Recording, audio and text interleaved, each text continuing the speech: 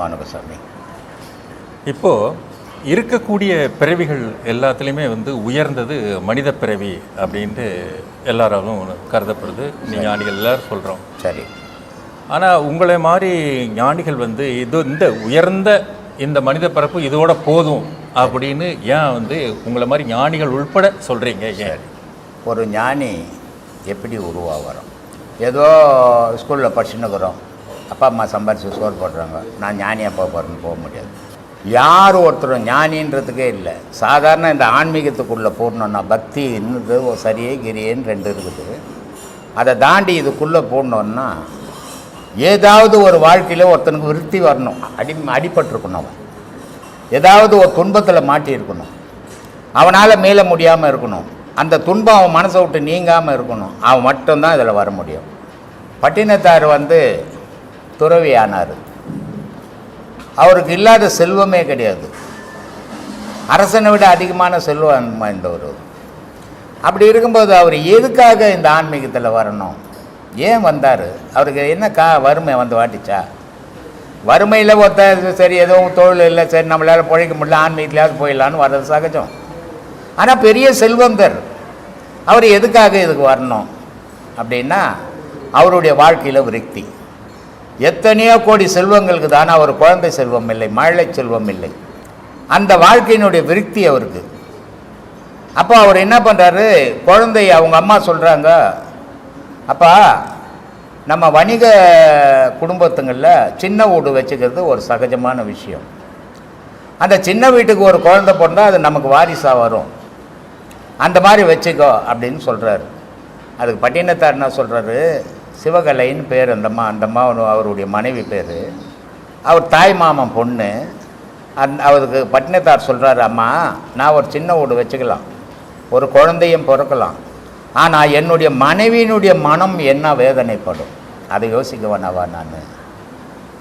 அதனால் எனக்கு அப்படி வேணா, ஒரு குழந்தைய தத்து எடுக்கலாம் அப்படின்றார். அப்போது அந்த தத்து எடுக்கிறதுக்கு யாத்திரை போகிறாங்க. அதுக்கு அம்மா சொல்கிறாங்க, சிவஸ்தலம் யாத்திரை போய் வா அப்படின்போது போகிற வழியில் பாதி வழியிலே குழந்தை பிறகுது. அந்த குழந்தை எத்தனை தலைமுறை உட்காந்து சாப்பிட்டாலும் சாப்பிடக்கூடிய அளவுக்கு வசதிக்குது. ஆனால் அந்த குழந்தை என்ன சொல்லுதுன்னா, எல்லா வணிகருடைய குழந்தையும் வணிகம் பண்ண போகுது, நானும் போகணும் அப்படின்னு.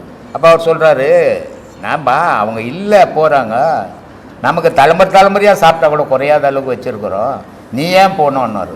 அப்படி போகாத நான் சாப்பிட்டா உங்களுக்கு மகன்றதுக்கு அர்த்தம் இல்லாமல் போயிட்டோம். 4 வணிகருங்க பிள்ளைங்க போகும்போது நானும் போனால் தான் உங்களுக்கு மரியாதை அப்படின்னு போகுது. சரி போய் வந்தது. எல்லாரும் என்ன பண்ணான்? தங்கம் அதை இதை வாங்கின்னு வந்தான். வர வழியில் சுங்க இலாக்கா மாதிரி திருடருங்க பாதி பாதி பிடுங்கிடுவாங்க, மீதி தான் கொடுத்து அனுப்புவாங்க. அதனால் இவர் என்ன பண்ணிட்டாருன்னா, பட்டினத்தாரனுடைய புள்ள என்ன பண்ணாருன்னா, இப்படி பொது பொருளாக எடுத்துன்னு போனால் தெரிகிற மாதிரி எடுத்து போனால் அவன் பாதி பங்கு கேட்குறான். அதனால் விரட்டிலையும் சாணி உருண்டையிலையும் இவர் தங்கத்தை மறைச்சி வயிறெல்லாம் மறைச்சி எடுத்துன்னு வந்தார். இது மற்ற போன சீடர் பிள்ளைங்களுக்கு தெரியாது. அப்போ அவங்கெல்லாம் என்ன சொல்கிறாங்க, எதப்பா என் பிள்ளை இல்லையான்னு இவர் பட்டினத்தார் போய் கடற்கரையில் நிற்கிறார். அவர் இறங்கி போயிட்டார் அவங்க பாட்டியை பார்க்கறதுக்கு. பிள்ளைங்க கேட்கும்போது அவங்கெல்லாம் சொல்கிறாங்க, உன் பிள்ளைக்கு பைத்தியம் பிடிச்சி போச்சியா, ஒரு சாணி உருண்டையும் வட்டியும் வாங்கின்னு வந்துக்கிறான் அப்படின்றார். இவ்வளோ பெரிய பணக்காரன் புள்ளை எடுத்துன்னு போய் தொலைச்சிட்டான், போனால் போதுன்னு இருக்க வேண்டியது தானே. நம்ம புள்ள வந்துட்டான் போதும் அப்படின்னு இருக்கலாம் இல்லையா? பண ஆசை உடல் அவரையும். அவர் என்ன பண்ணுறாரு?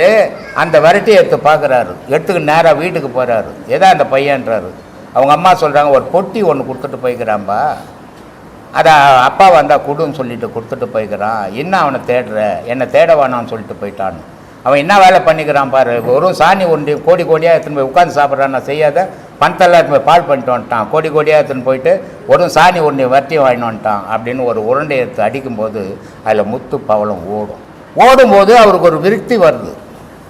இவ்வளோ பெரிய பணக்காரன் புள்ள இல்லைன்னு தேண்டி புள்ளையை தத்துக்கு எடுத்தோம். ஆனால் அந்த புள்ள வணிகம் பண்ணி வந்தது. சரி அது எதுவாவது வாங்கிட்டு வந்துட்டு போட்டுமே, நம்ம புள்ள வந்ததுன்ற ஆதங்கம் இல்லையே நமக்கு, பணத்து மேலே தானே போச்சு மனம். அப்போ இந்த பாசன்றதெல்லாம் வேஷம், பணம் தான் முக்கியமாக நம்ம மனம் நினைக்குது அப்படின்ட்டு இதெல்லாம் வேணான்னு தூக்கி போட்டுட்டு அந்த ஓலையை எடுத்து பார்க்குறாரு. அந்த ஓலையில் என்ன எழுதுது? காதருந்த ஊசி கடவழிக்கு வாராது கான். இப்போ கடையில் போனால் துணி தைக்கிற ஊசி விற்பான். ம். ஆனால் அதில் தையக்கடையிலையோ இல்லை வீட்டுங்கள்லையோ வாங்கிட்டு வந்துக்கும்போது அந்த காது அறுந்து போயிடும். அறுந்து போச்சுன்னா திருப்பி விற்க போகுமா? போகாது. அதே மாதிரி உன் உயிர் காது அறுந்து போச்சுன்னா நீ 10 பைசா கூட உதவ மாட்டடான்ட்டு போயிட்டான். அந்த விருத்தி இனி எதுவுமே வேணாம் அப்படின்னு ஞானியாக வந்தார். சரி, அவர் தான் அப்படி வந்தாரா அப்படின்னா உஜினிக்கு போனார். இங்கேருந்து உஜினியில் போய் எல்லா ஜாதிக்காரும் ஒவ்வொரு சத்திரம் கட்டி வச்சுருப்பாங்க அங்கே. சரி, அங்கே போய் தங்கிக்கலாம். உஜினி மத்திய பிரதேசம். உஜினி மன்னன் பத்ரகிரி, அவனுடைய நாட்டில் கோமணம் கட்டிக்கின்னு ஒரு போகிறாரு. எதிர மன்னன் வரான். மன்னன் வரான்னா முன்னாடி எல்லாரும் ஓடி ஒதுங்கணும். ஆனால் இவர் தான் ஞானியாச்சே, இவர் ஓடி ஒதுங்கலை. குதிரைக்காரன் தள்ளுறான், ஓரம் போடான்னு. ஏன் ஓரம் போடணும்? மன்னர் வர்றான். நான் கொடுத்தாண்டா மன்னர்ன்றார். கோமணம் கட்டிக்கணும்.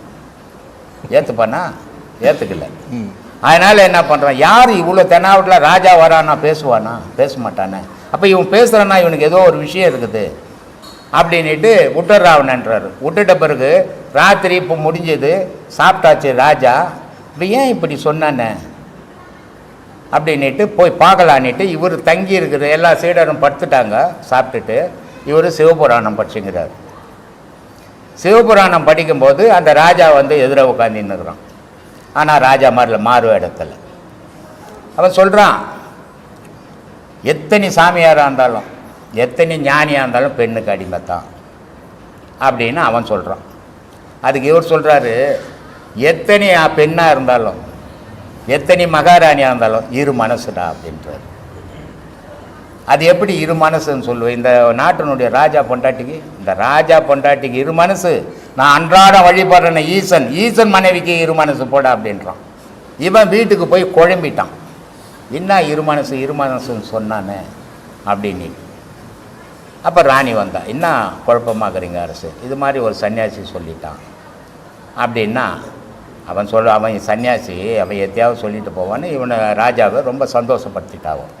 ராஜா மது போதையில் தூங்கிட்டார். ஆனால் ராணிக்கு தூக்கம் வரல. ஏன்னா குழப்பிட்டு போனானே இவன் யாருன்னு பார்க்கணும் அப்படின்ட்டு இவனை சிறைசாலையில் இருக்கிறார். இவர் போய் பார்க்குறாரு.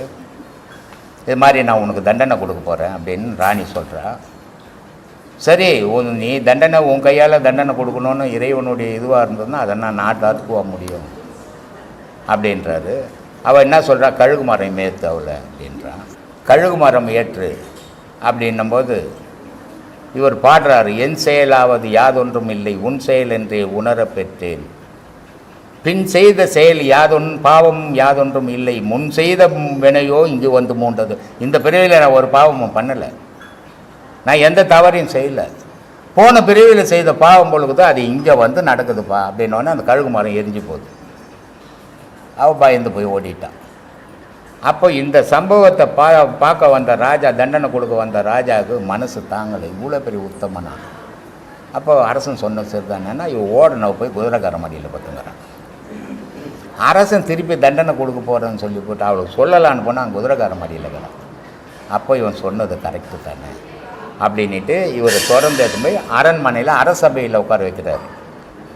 இவ எல்லாம் பண்ணிட்டு வந்து என்ன கேட்குறா, ஆண்டிக்கு அரண்மனையில் என்ன வேலைன்றார். இவருடைய கோபம் தாங்க முடியாத அவளை அந்த சபையிலே நிர்வாணமாக்கிறார். அந்த நாட்டினுடைய சட்டம் எப்படின்னா, கணவனுக்கு மனைவியோ மனைவிக்கு கணவனோ துரோகம் செய்தால் கல்லால் அடிச்சு கொள்ளணும். ஆனால் இந்த மாதிரி நடந்த பிறகு இவர் ராஜாவாக இருந்தால் எவ்வளோ அசிங்கம். அதனால் இவர் என்ன பண்ணுறான், குதிரை மேலேயே தந்துடும். ஊர் ஜனம் கல்லால் கொன்னுச்சு. அரசாங்கம் இனி நடத்த முடியாது, அசிங்கமாகி போச்சு. அதனால் இவர் கூட சீடர். அப்போ அவனுக்கு ஏற்பட்ட விருத்தி. அப்போது இந்த ஞானத்துக்குள்ள வரவனுக்கு வாழ்க்கையில் ஏதோ ஒரு விருத்தி இருக்கிறவன் தான் இதில் முழுமையாக நிற்பான், இல்லாதவன் நிற்க மாட்டான். எனக்கு இந்த ஞானத்தில் வந்ததுக்கு காரணம் என்னுடைய வாழ்க்கையில் ஏற்பட்ட விருத்தி. 5 வயசில் ஒரு படி சாப்பாட்டுக்கு பிச்சை, 5 வயசில் போட துணி இல்லாத நிலைமை, 5 வயசில் எல்லாரும் படிக்கக்கூடிய காலத்தில் நான் படிக்க முடியாத காலம். இந்த விருத்தி தான் என்னை இங்கே வந்தேன். ஆனால் என்ன ஒன்றுன்னா, அன்றைக்கி நான் கேள்வியாக இருந்தேன், இன்றைக்கி நான் பதிலாக இருக்கிறேன். இவ்வளோ தான் வித்தியாசம். அப்போது வாழ்க்கையினுடைய இந்த ஞானத்தை ஏன் தேடுறான் அப்படின்னா, இதில் என்ன கண்டோம்? இளமை இருந்தது, இடைப்பருவம் இருந்தது. இளமை இருக்கும்போது ஆஹா என்ன மாதிரி யாரும் இல்லைன்னும், இடைப்பருவம் இருக்கும்போது என்ன மாதிரி பலசாலி இல்லைன்னு முதுமை வந்த உடனே நம்மளால் உட்கார முடியல, எழுந்துக்க முடியல. இது தேவையா? அப்போ இந்த பிறவி எதுக்கு வேணும்? இந்த பிறப்பே இல்லைன்னா நமக்கு இந்த துன்பமே இல்லையே. இப்போது எல்லா குடும்பங்களும் நல்லா இருக்கிறதில்ல. 100க்கு 50 குடும்பம் நல்லா சம்பாதிக்குது, புருஷன் பொண்டாட்டி குழந்தை குட்டி சந்தோஷமாக இருக்கிறாங்க. 100க்கு 50 குடும்பம் சம்பாதிக்க முடியாமல் 25 குடும்பம், சம்பாரித்து வீட்டுக்கு கொண்டு போகாத 25 குடும்பம் நரக வேதனைப்பட்டு வாழ்ந்துனுக்குது உலகத்தில். அப்படி படும்போது என்ன ஆகுது? அவனுக்கு இறைவனை தேடியாவது பயணம் பண்ண. எதுக்கு இந்த பிறப்பு? இனிமேல் ஏன் வாழணும்? இப்போ எல்லாரும் பிறந்த உடனே நல்லா வாழணும். இந்த பார்த்தீங்கன்னா வீட்டுங்களாண்ட வயசானவங்க உட்காந்துப்பாங்க. என்ன பாட்டி எப்படி இருக்கிற? என்னத்துக்கு நான் இருக்கிறேன்? அவன் என் ஓலையே எடுக்கலையே, நான் எப்போ போக போகிறேன்னு தெரியல. ஏன் இருக்கணும்னு சொல்கிற? யார் வாயா சொல்லுமா? சொல்லாது. ஏன்? துன்பம் அங்கே உருட்டுது உடம்புல. புள்ளன்ற பேரில் துன்பத்தை கொடுக்குறான், பேரன்ற பேரில் துன்பத்தை கொடுக்குறான், மருமவன்ற பேரில் துன்பத்தை கொடுக்குறான், உடலும் நோய் என்ற பேரில் துன்பத்தை கொடுக்குது. இந்த பிறப்பு வேணுமா? இதுதான் இந்த ஞானத்தில் போகிறது காரணம் சாமி. என் கர்மா என்னவென்று தெரிந்தால் அதை நான் தீர்க்க பாடுபட மாட்டேனா? எப்பவுமே என் வாழ்க்கை சீர்படாதா? 2 விஷயம் தெரிஞ்சுக்கணும். வாழ்க்கை பின்னாடி நடந்ததை பற்றி யோசிக்கக்கூடாது ஒரு மனுஷன். வாழ்க்கையில் முன்னாடி நடந்து போச்சு இல்லை, நீ இளமையாக இருக்கும்போதெல்லாம் நடந்தது இல்லை, அதெல்லாம் நினைக்கக்கூடாது. சரி, நினச்சிக்கிட்டீங்கன்னா உன்னுடைய வாழ்க்கையே நீ அடுத்த ஸ்டெப் எடுத்து வைக்க மாட்டேன். கடந்த கால வாழ்க்கையை நினச்சின்னா அதே மாதிரி வருங்கால கால வாழ்க்கையை நினச்சிட்டேன்னு வச்சுக்க, பயந்து போயிடுவேன். உன் வாழ்க்கையே சீராக நடக்காது. நான் சரி பண்ணலாம்னு நினச்சேன். அது எப்படி சரி பண்ணிப்ப? அடுத்த வருங்கால வாழ்க்கையில் உன் கால் போக போகுதுன்னு இருக்குதுன்னு வச்சுக்க, நீ என்ன பண்ணுவ? அதனால் எப்பவுமே சொல்கிற, வருங்கால வாழ்க்கையை நினைக்காதீங்க, கடந்த கால வாழ்க்கையை நினைக்காதீங்க, நிகழ்கால வாழ்க்கையை எண்ணி பார்த்து உங்கள் பயணத்தை வெற்றி போயிருங்க. அதுதான் உங்கள் வாழ்க்கைக்கு சீராக இருக்குமே தவிர, வருங்கால வாழ்க்கையை சிந்திச்சு நான் என்னை சீர் பண்ணிக்கன்னா நீ ஒண்டியாக இருந்தால் சீர் பண்ண, பொண்டாட்டி உன்னை சீர் பண்ண விடுமா?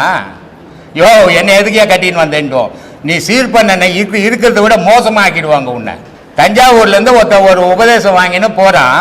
அவன் எவ்வளோ எண்ணத்தோடு வந்திருப்பான், தஞ்சாவூர்லேருந்து இங்கே இவ்வளோ செலவு பண்ணி ஒரு உபதேசம் வாங்கிறதுக்கு. வாங்கின்னு போய் ஒரு வாரம் பார்த்து சொல்கிறா, சாமி என் பொண்டாட்டி உபதேசம் இந்த பாடம் பண்ணக்கூடாது, நீ சாமியெல்லாம் கும்பிடக்கூடாதுன்னு சொல்கிறா. அப்போ இவனுக்காக வாழறானா இவன் பொண்டாட்டிக்காக வாழறான்னு சொல்லிப்பான். முறுக்குவான் மீசைய, உள்ளே போனவன் அப்படியே அடங்கி போய் நிற்பான். அதனால் நான் வருங்கால வாழ்க்கையை பார்த்து நான் திருத்திக்கிறேன். ஒன்றும் உன்னால் திருத்திக்க முடியாது. ராமகிருஷ்ண பரமஹம்சர் ஒரு கதை ஒன்று சொல்லுவார். ஒரு பையன் +2 படித்து பாஸ் ஆகிட்டான். நான் பாட்டு பாஸ் ஆகிட்டேன். சரி, அடுத்தது என்ன? வக்கீல் ஆகிட்டான்.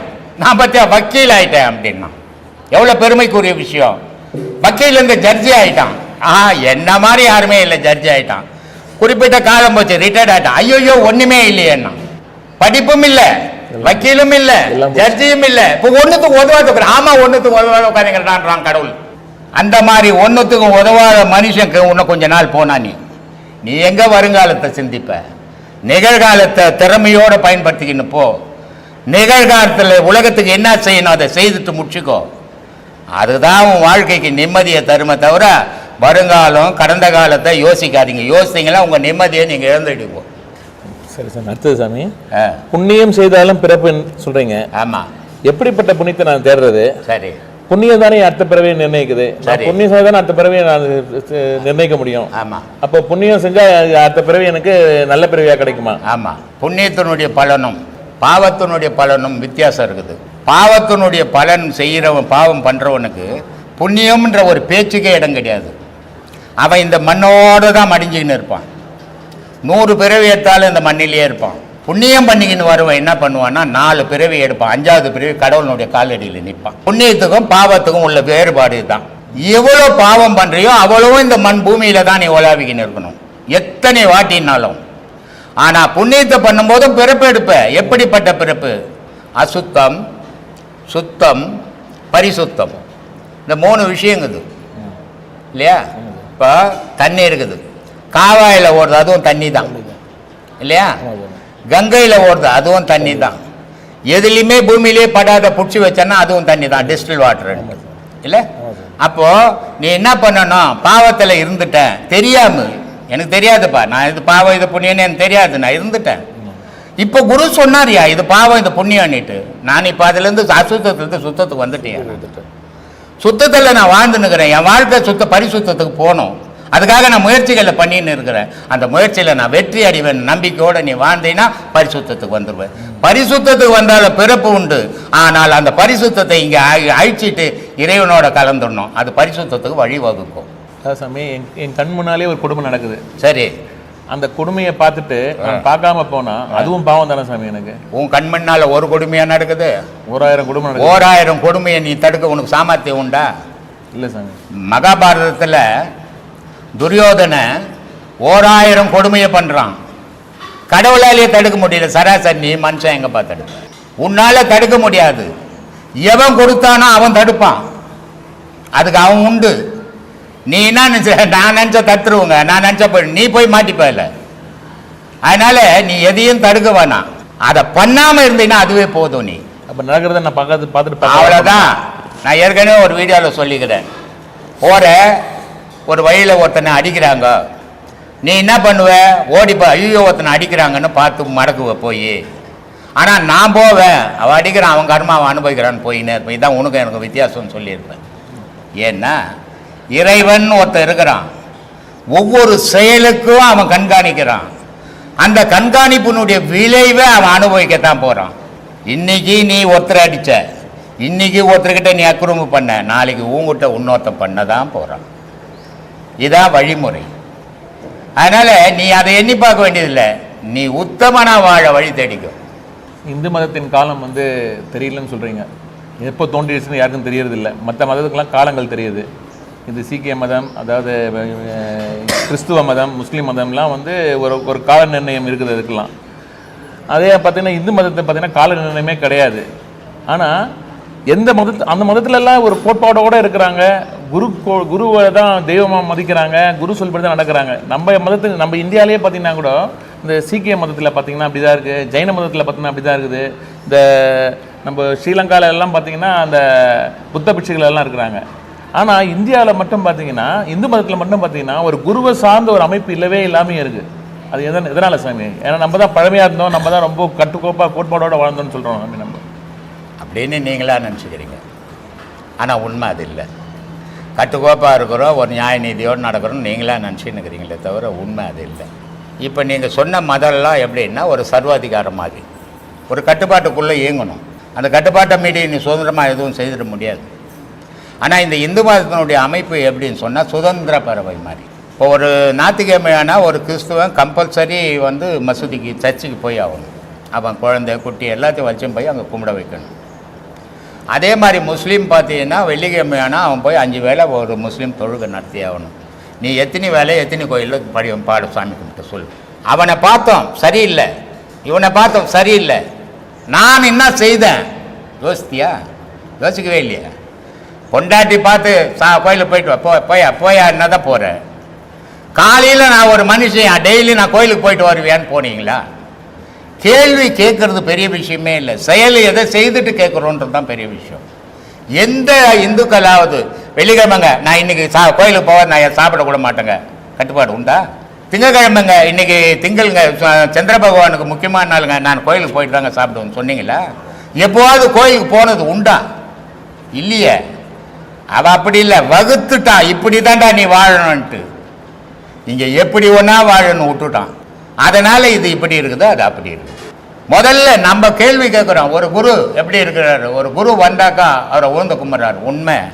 ஆனால் நானும் ஒரு குருன்னு சொல்கிறாங்க. குரு ஆனனா இல்லையான்னு எனக்கு தெரியல. நானும் ரோட்டில் வரேன், என்னுடைய சீடர்களும் வராங்க, பார்க்குறாங்க. அப்படியே சுற்றி முற்றி 10 பேர் இருக்கிறாங்க. இந்த காலில் இன்னத்துக்கு போய் உழகட அங்கே ஆசிரமத்து போட்டு மரப்பாக போய் காலில் வந்து கும்பிடலாம் அப்படின்றான் நம்ம சீடை.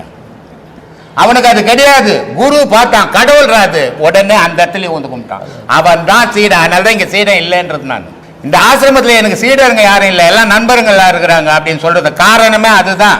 ஏன்னா இங்கே என்ன ஒரு குருவாகவே யாரும் நினைக்கிறது இல்லை. ஒரு மனுஷனுக்கு ஒரு பேர் வச்சா மூர்த்தின்னு பேர் வச்சா மூர்த்தின்னு கூப்பிடலையா? அது மாதிரி எனக்கு ஒரு பேரை வச்சுட்டு குருன்னு வச்சுட்டு கூப்பிட்றாங்களே தவிர குரு தகுதியான செயல் இங்கே யாரும் செய்யறதில்லை. அதனால் மற்ற மதத்தை ஒப்பிட்டே நம்ம பேச முடியாது. அவன் ஒரு கட்டுப்பாடு ஒரு வகுத்து வச்சுக்கிறான். இந்த நேரம் ஆனால் நீ கிளாஸ் நடத்தணும். சரி, ஒன்றும் இல்லை. வண்ணாரப்பேட்டை பக்கம்லாம் போனீங்கன்னா ஒவ்வொரு பெரிய பெரிய கடைங்க எடுத்துகிட்டு இருப்பாங்க. சாயந்தரம் ஆச்சுன்னா 5 மணிலேருந்து 8 மணி வரைக்கும் குரானுடைய பாடம் கிளாஸ் நடக்கும், டியூஷன். இங்கே எங்கே இந்து மதத்துக்கு டியூஷன் நடக்குது காட்டு. அப்போ அவன் இளமையிலிருந்து அதை ஊற்றி ஊற்றி ஊற்றி ஊற்றி வளர்க்குறான். நீ ஏதோ காட்டில் பிறந்த மாதிரி ஏதோ வந்தோம் பிறந்தோம் வளர்ந்தோம் சாப்பிட்டோம் பத்தோம் தூங்கணும் இப்படி வாழ்ந்துன்னுக்குறீங்க. இது ஒரு கட்டுப்பாடு அத்த மதம், கட்டுப்பாடு கிடையாது. விவேகானந்தர் ரொம்ப அழகான ஒரு வார்த்தை சொல்கிறாரு. விவேகானந்தர்கிட்ட ஒரு ஆங்கிலேயன் கேள்வி கேட்குறான், எங்கள் பெண்கள்கிட்ட எந்த ஆண்களாக இருந்தாலும் எந்த நாட்டு ஆண்களாக இருந்தாலும் அந்த பெண்கள்கிட்ட கை கொடுக்கலாம், அந்த அளவுக்கு சுதந்திரத்தை கொடுத்துருக்குறோம் நாங்கள் பெண்களுக்கு. ஆனால் உங்கள் நாட்டு பெண்கள் யாருமே கை கொடுக்கறதில்ல, யாருமே ஒரு இது பண்ணுறதில்ல, அது ஏன் அப்படி கட்டுப்பாட்டுக்குள்ளே வச்சுக்கிறீங்க அப்படின்னு கேள்வி கேட்குறாரு. இதுக்கு என்ன பதில் சொல்கிறது? நம்ம கலாச்சாரம் நம்ம யாருக்கும் இதெல்லாம் சொல்லின்னு போனால் கதை தான் சொல்லின்னு போனோம். அவர் கேட்குற விவேகானந்தர் சொல்கிறாரு, சரி இந்த நாட்டினுடைய மகாராணி இருக்கிறாங்க எலிசபெத், அவங்கள பெண் தானே, எத்தனை முறை நீ போய் கை கொடுத்தனாரு? அவங்க மகாராணி அப்படின்றாங்க, கை கொடுக்க முடியாது அவங்கக்கிட்ட. அட பாவி, நீ ஒரு மகாராணியா தான் மகாராணியா வச்சுக்கிற, இந்திய நாட்டில் அத்தனை பெண்களும் மகாராணிடான்றாரு. அதனால கண்டவனை கை கொடுக்கறது இல்லடா இந்திய பெண்கள்ன்றாரு. எவ்வளோ பெரிய பதில், எவ்வளோ பெரிய அறிவாளி. எங்கள் கலாச்சாரங்க, எங்கள் ஊருங்க, எல்லாத்தையும் இந்த 12 மாதத்துலேயும் வர கிருத்திகையில் அந்த கார்த்திகை தீபம் உச்சமானது. அதனால் அந்த கார்த்திகை தீபம் 6 கார்த்திகை பெண்களை கொண்டாடக்கூடியது தான் கார்த்திகை தீபம். முருகனை கொண்டாடுறது இல்லை, கார்த்திகை பெண்களை கொண்டாடுறது தான் அந்த கார்த்திகை தீபம். அந்த 6 பெண்களுடைய நிலை 12 மாதம். ஆமாம், ஒவ்வொரு மாதமும் அந்த ஒரு இதுலேயும் 2 வாட்டி அந்த கார்த்திகை பெண்களை. அதில் சிறப்பு வாய்ந்தது ஆடி கிருத்திகை. ஏன் அது சிறப்பு வாய்ந்ததுன்னா, சாதாரண பாமரை மக்கள், துன்பப்பட்ட மக்கள், ஏழ்மையில் வாடின மக்கள், இவங்களுக்கெல்லாம் ஒரு ஏற்றம் வேணும். அப்போ அந்த ஏற்றம் வேணும்னா என்ன பண்ணணும்? இறைவனுக்கு காவடி தூக்கு. நான் வறுமையில் வாடுறேன் இறைவா, எனக்கு வாழ்க்கை இல்லை. சரி, அப்போ அந்த இறைவன் உன்னை உயர்த்துவான். அந்த காவடி எடுத்தும்போது நீ சிரமப்பட்டு எடுத்துன்னு போகிற, ஏன்னா உனக்கு வசதியே கிடையாது. 2வது, முருகனுடைய காவடி செலுத்துகிற கோவிலெல்லாம் பதிலாக மலை மேலே தான் இருக்கும், எதுவும் தரையில் இருக்காது. ஆமாம். அப்போது இந்த மலை ஏறுறது எவ்வளோ சிரமமான வேலை. அப்போது இந்த பாமரை மக்கள் இந்த ஆடி மாதம் இந்த காவடியை எடுத்து போய் செலுத்தும் போது இறைவன் அங்கே பார்த்து அவனுக்கு நல்லாசி கூறி அவன் வாழ்க்கைக்கு சுபிட்சமான வழிவகுத்து தரான். அதனால் அந்த ஆடி கிருத்திகை ரொம்ப சுபிட்சமானது. இந்த ஆடி கிருத்திகையாக இருந்தாலும் எந்த கிருத்திகையாக இருந்தாலும், கிருத்திகைன்னா அந்த 6 பெண்கள், 6 பெண்களுக்கு தான். அதனால தான் சிவபெருமான் வந்து இந்த என்னுடைய பிள்ளைகள் 6 பேரை நீ வளர்த்ததால் வானத்தில் எப்பவுமே அழிவில்லாத நிச்சயமாக நிரந்தரமாக இருப்ப அப்படின்ட்டு, நட்சத்திரமாக இருப்ப அப்படின்னு சிவபெருமானை அவங்களுக்கு வரம் கொடுக்குறாரு. அதனால் அப்புறம் சூரபத்மனை இவர் வளர்ந்து போய் சூரபத்மனை கொண்டுட்டு திருப்பரங்குன்றத்தில் தெய்வயானியை கல்யாணம் பண்ணிக்கின்னு வந்துடுறாரு. மனிதனுடைய வாழ்க்கையில் இன்பமும் துன்பமும் நிறைஞ்சத்தான் மனிதனுடைய வாழ்வு. வரும் இன்பமாக ஒருத்தனாலையும் வாழ்ந்த சரித்திரமே கிடையாது, வரும் துன்பமாக வாழ்ந்தவன் சரித்திரமும் கிடையாது. இன்பமும் துன்பமும் மாறி மாறி வரும். அப்போது அந்த போரை முடித்த உடனே தேவர்கள் எல்லாம் விடுதலை பண்ணி அந்த தேவர்களுடைய பரிசு தான் தெய்வயானை திருப்பரங்குன்றத்தில். அந்த பரிசை பெற்று அது பெரிய செல்வந்தனுடைய பொண்ணு, அந்த செல்வந்த வாழ்க்கை கிடைச்சது. அப்போது இது செல்வத்தில் சேருது, சந்தோஷத்தில் சேருது. அப்போ இளமையில் துக்கத்தில் வறுமையில் இருக்கிறான் யார்? வள்ளிமலையில் வள்ளியினுடைய தகப்பன். அப்போ அந்த வள்ளியை கல்யாணம் பண்ணுறார் வேடுவனா வந்து, அது திருத்தணியில் அமைஞ்சது. இந்த 2க்கும் என்ன வித்தியாசம் அப்படின்னா, வறுமை செழிமை, இன்பம் துன்பம். ஒரு பெண்ணுக்கிட்ட இன்பம் கிடைச்சா இன்னொரு பெண்ணுக்கிட்ட துன்பம் கிடைக்கும், இன்னொரு பெண்ணுக்கிட்ட இன்பம் கிடைச்சா இன்னொரு பெண்ணுக்கிட்ட துன்பம் கிடைக்கும். இது மாறி மாறி மனிதனுடைய வாழ்க்கையில் வரக்கூடியதுன்னு தான் 2 பெண்களை வச்சு அடையாளம் காட்டுறது இந்து மதத்தில். ஏதோ முட்டாள்தனமாலாம் வைக்கல, ரொம்ப அறிவுபூர்வமாக வச்சுருக்குறாங்க. அது என்ன 2 பொண்டாட்டி, ஒரு 40 பொண்டாட்டி வச்சுக்கினா என்ன, அவர் என்ன சம்பாதிச்சா சோறு போட இல்லை, அது மனைவியே கிடையாது. அது நீ தான் அந்த முருகனாக இருக்கிறது. உனக்கு இருக்கிற இன்ப துன்பம் தான் அந்த வள்ளி தெய்வானியாக இருக்குது. அப்போது மனிதனுடைய வாழ்க்கையில் இருக்கிறத சித்தரிச்சு வச்சு இருக்குது அங்கே. அதை உணர்ந்து நம்ம நடந்துக்கணும்னா நம்ம